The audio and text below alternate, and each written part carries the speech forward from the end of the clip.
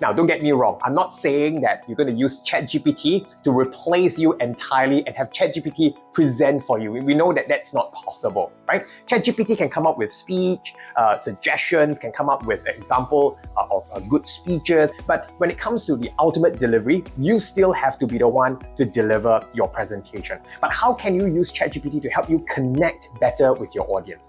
Now, there's a famous saying that when you craft a speech, it's not a speech that you want to say, but it's a speech that your audience members want to listen to. It's a speech that your audience members need. So crafting a speech for your audience means that you need to know your audience members very, very well. And here's how you can use ChatGPT to help you achieve that.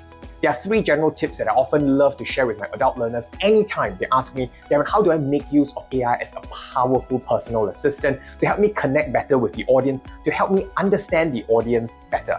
Now, tip number 1 is that you would want to have very specific prompts for ChatGPT and ask to better understand the challenges, the motivations, and the interests of the audience that you're likely to speak in front of. You can tell ChatGPT, describe in detail the typical audience for this type of speech. Now, what kind of speech it is up to you to fill it in. So for my speech would be, describe a typical audience where I have to give a speech specifically on how to score and do well for their scholarship interviews, specifically audience who are secondary school students, close bracket. Share with me their interests, their desires, their challenges, and their motivations. I'll click enter and then I'll see what ChatGPT suggests to me. You can of course ask ChatGPT to give more details. Now, some individuals, what they do is that they have compiled survey results from audience members in the past that they have spoken before, and then you can upload that text document on ChatGPT and you can ask ChatGPT to do a detailed read